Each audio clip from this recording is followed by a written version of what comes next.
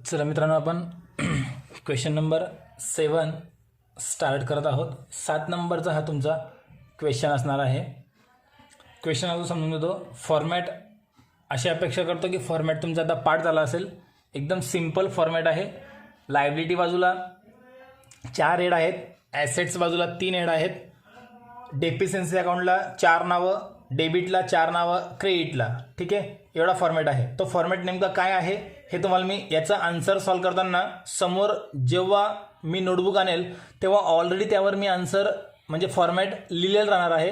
तेवढा फॉर्मॅट तुमचा at least part असला पाहिजे. ठीक आहे, तर आता आपण 7 नंबरचा क्वेश्चन सॉल्व करणार आहोत. Mister Kunal was declare insolvent on 31 December 2015. Kunal जो आहे तो 31 डिसेंबर 15ला इन्सॉल्वंट झाला. From the following information prepare statement of affairs and deficiency account. तर याच्यावरनं आपल्याला इन्फॉर्मेशनवरनं स्टेटमेंट ऑफ अफेअर्स आणि डेफिशियन्सी अकाउंट आपल्याला ओपन करायचं. चला मग बघा आता कोणता बॅलन्स आपण कुठे घेणार ते बघू. सगळ्यात पहिले कॅश. कॅश तर आपण घेतो ॲसेट्समध्ये म्हणजे लिस्ट ईमध्ये ट्रान्सफर होऊन जाईल. याच्यावर कधी कर्ज नसतं. बिल्स रिसिवेबल लिस्ट जीमध्ये ट्रान्सफर होईल. ऑल गुड म्हटलेलं आहे म्हणजे बुक व्हॅल्यूमध्ये पण 3000 घेणार आणि रिलेज व्हॅल्यूमध्ये पण 3000 घेणार. ठीक आहे. Investment 2000, estimate to produce 2200. आत्तापर्यंत काय असायचं लक्षात घ्या, थोडंसं चेंज काय उदाहरणामध्ये. आत्तापर्यंत काय होतं की बुक व्हॅल्यू ह्या कॉलममध्ये असायची आणि इस्टिमेट टू रिलाइज किंमत तुम्हाला ब्रॅकेटमध्ये दिलेली असायची. परत सांगतो एक वेळा, बुक व्हॅल्यू बाहेरच्या कॉलममध्ये असायची जुनी किंमत आणि विकून जे पैसे आले ते पैसे इथे इस्टिमेट टू रिलाइज म्हणून किंवा इस्टिमेट टू प्रोड्यूस म्हणून इथे कंसात दिलेलं असायचं. आता चेंज काय केलं आहे बघा. इन्व्हेस्टमेंट ₹2000, इन्व्हेस्टमेंट 2000ची आहे. इस्टिमेट टू प्रोड्यूस 2200 आणि ते विकून किती रुपये आले 2200. म्हणजे ही जी अमाऊंट तुमची आहे, ह्या ज्या अमाऊंट आहेत ह्या कोणत्या अमाऊंट होऊन गेल्या तुमच्या रिअलाइज केलेल्या अमाऊंट झाल्या. ह्या कोणत्या अमाऊंट होऊन गेल्या रिअलाइजच्या अमाऊंट होऊन गेल्या. येतं लक्षात. आणि इकडे ज्या मध्ये अमाऊंट दिलेत ह्या कोणत्या अमाऊंट होऊन गेल्या ह्या बुक व्हॅल्यू होऊन गेल्या. मधल्या अमाऊंट कसल्या होऊन गेल्या बुक व्हॅल्यूच्या अमाऊंट होऊन गेल्या. समजतं इथपर्यंत. मग आता बघू आपण. इन्व्हेस्टमेंट 2000ची आहे, इस्टिमेट टू प्रोड्यूस 2200, विकून 2200 रुपये आले. आता जर याच्यावर कर्ज घेतलं असेल तर बी किंवा सी मध्ये येईल आणि यावर जर कर्ज घेतलेलं नसेल तर मग डायरेक्ट सरळ लिस्ट ई मध्ये येईल. आपल्याला अजून माहिती नाही कर्ज घेतलं की नाही म्हणून आपण टिक नाही करू शकत. आता डेटर्स. डेटर्स आपण घेतो list F. List F book डेप्ट्समध्ये आपण डेटर्स घेतो. 15000 रुपयांचे डेटर्स आहेत. Estimate to produce 1030. बघा 15000 रुपयांचे डेटर्स आणि फक्त किती वसूल होत आहेत 1030 रुपये वसूल होत आहेत. जवळपास 13970 रुपये याच्यावर बॅड डेप्ट्स आहे. ते आपण डेफिशियन्सी अकाउंटच्या क्रेडिटला ट्रान्सफर करू. पुढे फर्निचर 1100 रुपयांचं आहे. इस्टिमेट टू प्रोड्यूस 700 रुपये. याच्यावर कर्ज घेतलेलं असू शकतं, असेलच असं नाही, असू शकतं. डेटर्सवर कर्ज नसतं म्हणून आपण डायरेक्ट लिस्ट एफ मध्ये येईल म्हणून आपण लिहून घेतलं. फर्निचर 1100 रुपयांचं 700 मध्ये विकलं गेलं. 400 रुपयांचा लॉस आहे. यावर कर्ज आहे की नाही माहिती नाही. जर कर्ज असेल तर लिस्ट बी किंवा सी मध्ये चालला जाईल लेस करण्यासाठी. आणि कर्ज जर नसेल, परत लक्षात द्या, कर्ज नसेल तर मग डायरेक्ट लिस्ट ई मध्ये चालला जाईल. स्टॉक पण सेम 8000चा आहे, 7200 आले विकून, 800 लॉस झाला. कर्ज असेल तर बी किंवा सी मध्ये जाईल, कर्ज नसेल तर लिस्ट ई मध्ये जाईल.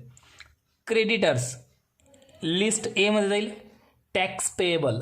टॅक्स पेएबल म्हटलेलं आहे. आता टॅक्स पेएबलचा अर्थ काय होणार की इन्कम टॅक्स द्यायचं बाकी गव्हर्नमेंट देणं आहे. गव्हर्नमेंटचं जे पण देणं आहे ते तुम्हाला तारण काही नसतं पण ते द्यावंच लागतं. म्हणजे प्रेफरन्शियल क्रेडिटर्स याला आपण म्हणतो.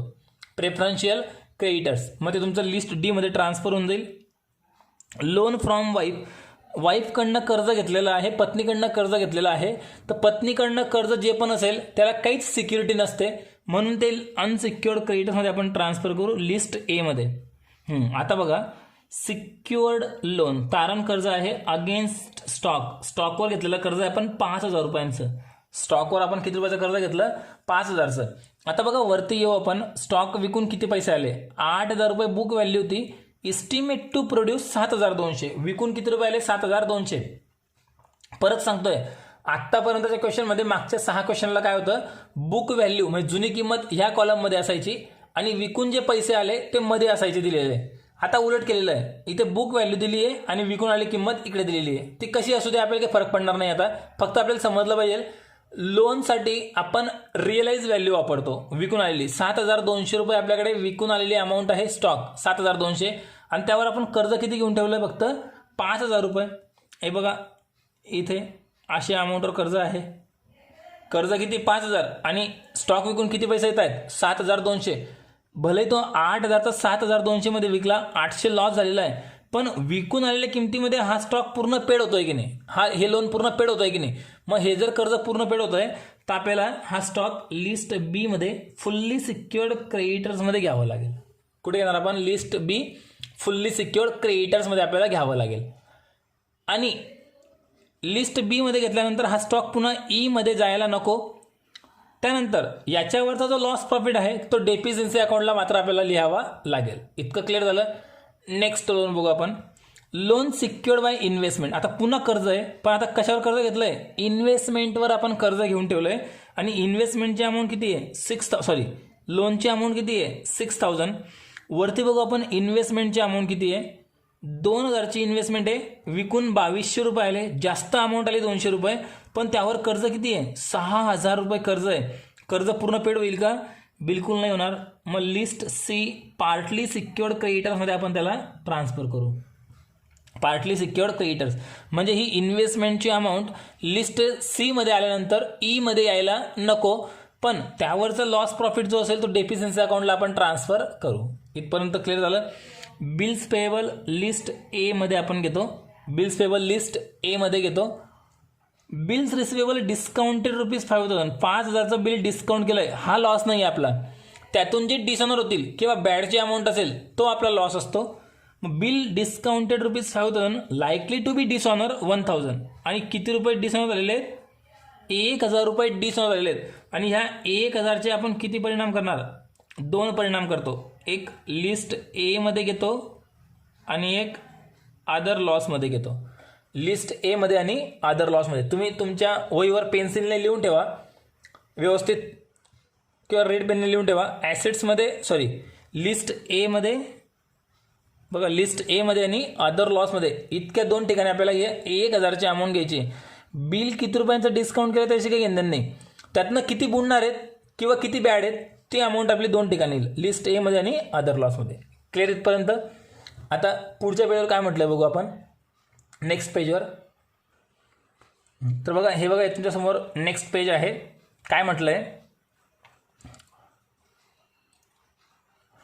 Capital at commencement on 1/1/2011 ₹20,000.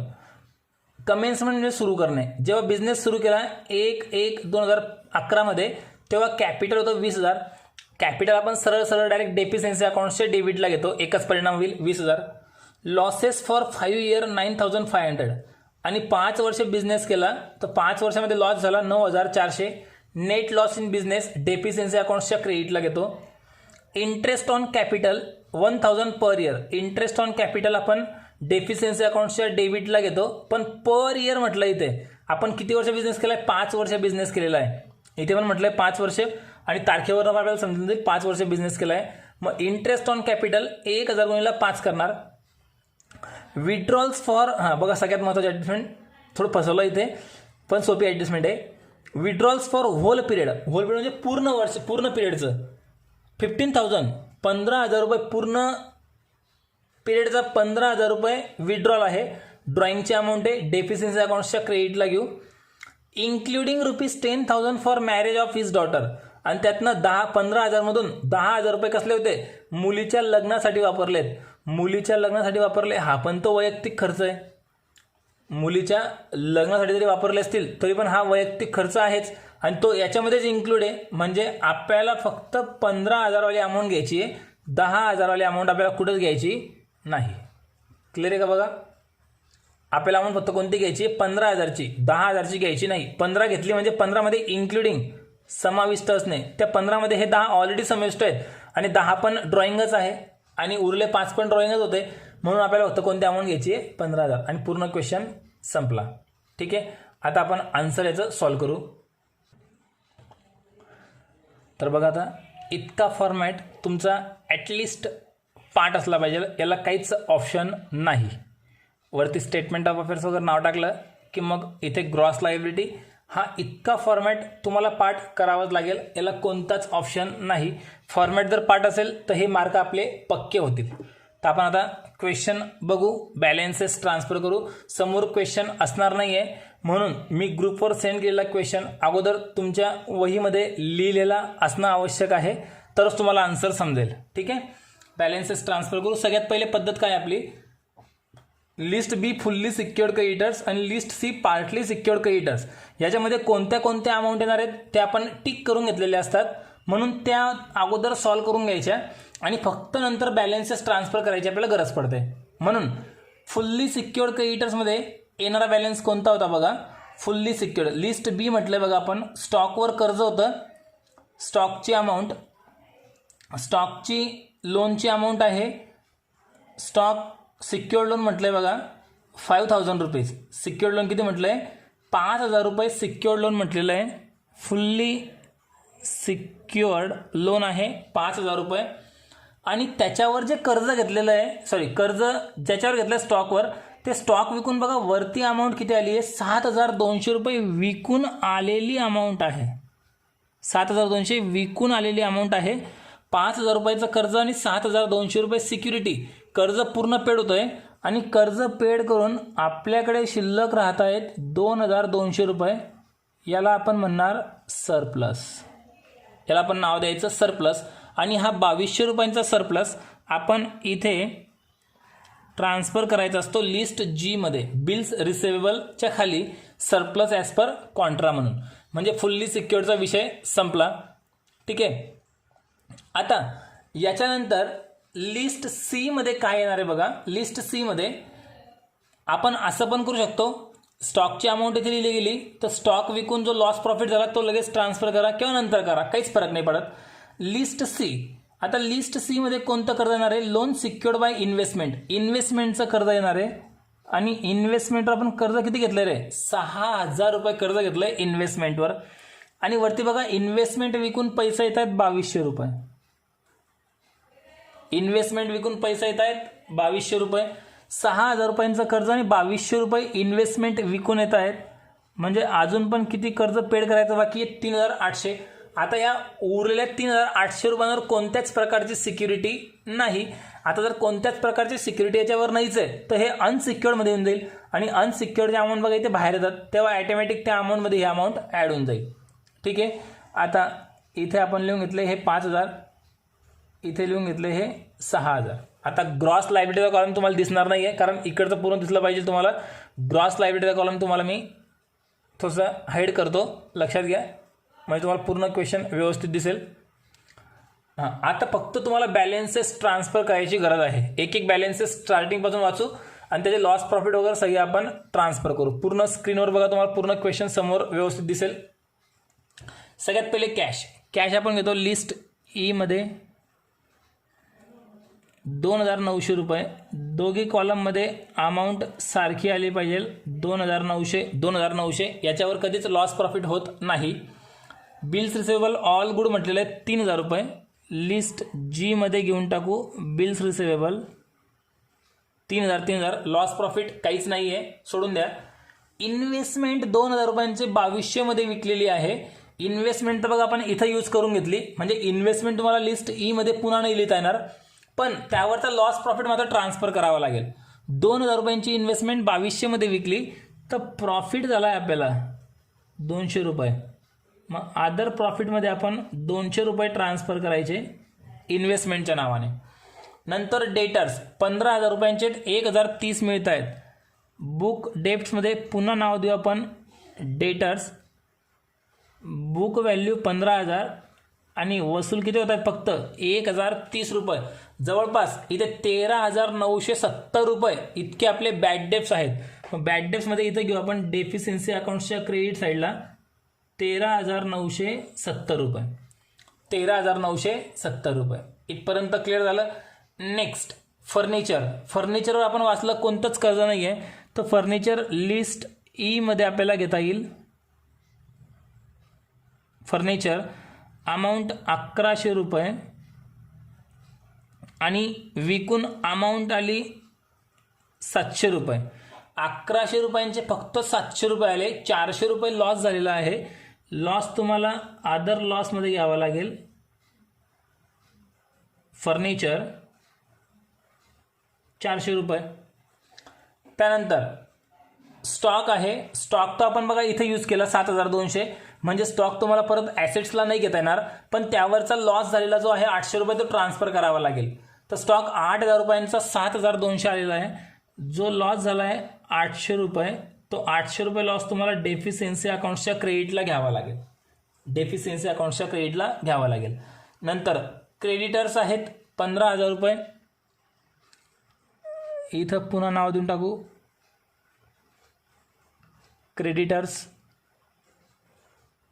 15000. Tax payable म्हटलेलं आहे 400 रुपये. फुल्ली सिक्युअर्ड क्रेडिटर्सची अमाऊंट आहे लिस्ट डी प्रेफरन्शियल क्रेडिटर्समध्ये लिहू 400 रुपये. यानंतर लोन फ्रॉम वाईफ 2000 रुपये. यावर काहीच सिक्युरिटी नाही म्हणून लिस्ट एमध्ये ट्रान्सफर केलं लोन फ्रॉम वाईफ या नावाने. अमाऊंट आहे लोन फ्रॉम वाईफची 2000. एकच परिणाम. यानंतर सिक्युअर्ड लोन झालं, लोन सिक्युअर्ड बाय इन्व्हेस्टमेंट झालं. बिल्स पेएबल पण लिस्ट एमध्ये येईल 3000 रुपये. बिल्स पेएबलची अमाऊंट 3000 रुपये लिस्ट एमध्ये. हां, पुढचा बॅलन्स जो आहे तो 2 ठिकाणी आपण घेतो. Bills receivable discounted ₹5000. 5000चं बिल डिस्काउंट करून ठेवलं आहे. लाईकली टू बी डिसऑनर, आणि त्यातून डिसऑनर किती रुपये गुणणार आहेत? 1000 रुपये. ते 1000 आपण 2 ठिकाणी घेणार, लिस्ट ए मध्ये आणि अदर लॉसमध्ये. मग इथं येऊ आपण. पहिला परिणाम, बिल किंवा bill dishonour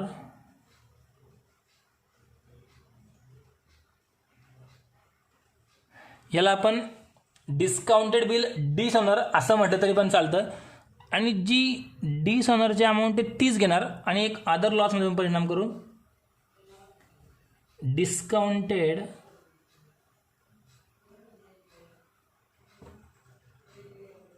bill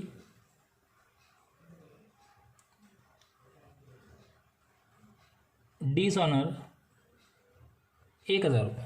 discounted bill dishonour 1000 रुपये. आणि यानंतर आता पूर्ण हा चार्ट संपला. पॅरेग्राफ बघू आपण. त्या पॅरेग्राफमध्ये काय म्हटलेलं आहे? सगळ्यात पहिले मी तुम्हाला परत सांगतोय, क्वेश्चन तुमच्याकडे असणं आवश्यक आहे. बघा वरती काय म्हटलंय, capital at commencement on 1/1/2011. Commencement म्हणजे सुरुवात करणे. जेव्हा बिझनेसची सुरुवात केली होती 1/1/2011 तेव्हा 20000 रुपये कॅपिटल होतं. कॅपिटलची अमाऊंट आपण इथं घेऊ 20000 रुपये. कधी बिझनेस सुरू केला त्याने? 1/1/2011. 1/1/11ला बिझनेस सुरू केला होता. आणि इथे बघा 31/12/2015ला बिझनेस तो बंद करतोय. म्हणजे 2011 पूर्ण बिझनेस केला, 2012 मध्ये बिझनेस केला, 2013 मध्ये बिझनेस केला, 14 मध्ये पूर्ण बिझनेस केला, 15 मध्ये डिसेंबरपर्यंत बिझनेस केला आणि मग बंद केला. म्हणजे पूर्ण 5 वर्ष त्याने बिझनेस केलेला आहे. ही एक हिंट आपल्या लक्षात आली. पुढे आता काय करायचं आहे? पुढे काय म्हटलंय बघा, लॉसेस फॉर 5 years 9400. पूर्ण 5 वर्षांचा लॉस देऊन दिलाय 9400 रुपये. लॉसमध्ये घेतो आपण 9400 रुपये. यानंतर पुढे म्हटलंय interest on capital 1000 per year. आता एका वर्षाचं 1000 रुपये दिलंय. बघा इथे घेतो इंटरेस्ट ऑन कॅपिटल 1000 रुपये एका वर्षात दिलेलं आहे. तर आपण बिझनेस किती वर्ष करतोय? 5 वर्ष करतोय. 2 ठिकाणी हिंट आहे. एक तर पहिली हिंट, इथे बिझनेस सुरू केला, इथपर्यंत बिझनेस केला, हे 5 वर्ष झाले, इथे 5 वर्ष आपण घेतले. दुसरी हिंट अशी होती की जो लॉस तुम्हाला दिला 9400 तो 5 वर्षांचा आहे असं म्हटलेलं होतं. तर 2 ठिकाणी हिंट आपल्याला होती. तर 5000 रुपये इंटरेस्ट ऑन कॅपिटल बाहेर. पुढचा बॅलन्स ड्रॉइंग आहे पूर्ण 15000 रुपये. तर ड्रॉइंग पण आपण घेऊन टाकले डेफिशियन्सी अकाउंट्सच्या क्रेडिटला 15000 रुपये. आणि इथे तुमचे सर्व बॅलन्सेस ट्रान्सफर होऊन गेले, काहीच बाकी राहिलेलं नाही. आता आपण आन्सर काढण्यासाठी अकाउंट्स क्लोज करणार आहोत. तर अकाउंट्स क्लोज करताना पहिली पद्धत काय आहे, सगळ्यात पहिले इस्टिमेट टू रिलाइज याची बेरीज अगोदर करून टाका. कॅल्सी अलाउड आहे, कॅल्सी यूज करा. तर टोटल करू आपण 2900 प्लस 700 1030 नंतर 3000 नंतर 2200 9830 रुपये इतके पैसे आपल्याकडे आता अवेलेबल आहेत. त्यातून काय काय पेमेंट करायचं आहे, हे इतकं पेमेंट करायचं आहे प्लस हे 400 पेमेंट करायचं आहे. तर पहिलं पेमेंट कोणतं होईल, हे प्रेफरन्शियल क्रेडिटर्सचं पेमेंट सगळ्यात आधी आपल्याला करावं लागतं, सांगितलेलं असो किंवा नसो. मग 9830 मधून इथं नाव द्यायचं लेस पेड टू प्रेफरन्शियल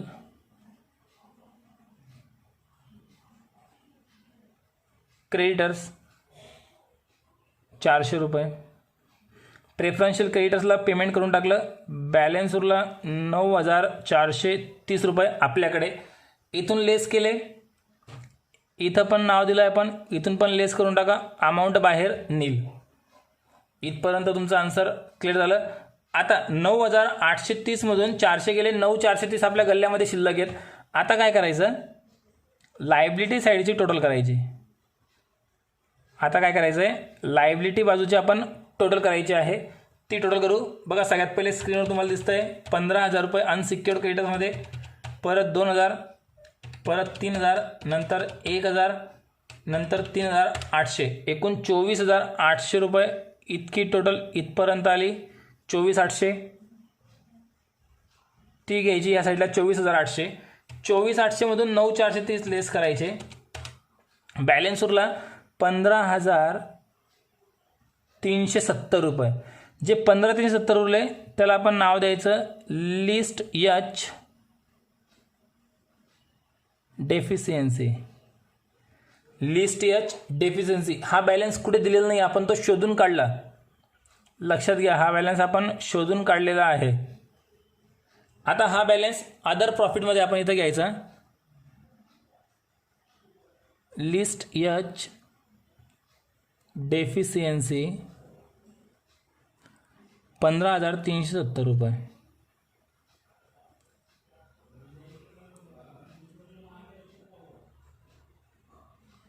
आणि आता शेवटी काय करायचं आहे, डेबिट आणि क्रेडिट साईड सारखी आली तर आपला आन्सर बरोबर आपण म्हणणार. टोटल करून घेऊ 9400, नंतर 13970, नंतर 15000, नंतर 400, नंतर 800, नंतर 1000, 40570 रुपये. इकडची बेरीज करू, जर टोटल सारखी आली तर आपला आन्सर बरोबर. चेक करू, मला वाटतं अमाऊंट काहीतरी गडबड होते, चेक करून घेऊ. नाही बरोबर आहे. 20000 प्लस 5000 प्लस 200 15370 40570 रुपये. दोघी साईड सारख्या आल्या म्हणजे आपला आन्सर बरोबर. आणि पूर्ण क्वेश्चन तुमचा इथे संपला. तुम्ही आन्सर पूर्ण व्यवस्थित लिहू शकतात. समोर तुमच्या पूर्ण आन्सर दिसतंय, कोणताच बॅलन्स सुटलेला नाही. हे जे बॅलन्सेस आहेत हे पुन्हा एक वेळा फक्त इथे लिहून घ्यायचे. 15000, हे 2000, नंतर 3000, नंतर 1000, त्यांची टोटल इथे करायची असते. 15000, 2000, 3000, 1000, 5000, 6000 आणि 400. 32400 काहीतरी अमाऊंट येते. पण हे अमाऊंट आपल्याला कुठंच घ्यावी लागत नाही म्हणून आपण ते इग्नोर करतो. काही टेन्शन घ्यायची गरज नाही. पूर्ण आन्सर आपलं संपलं.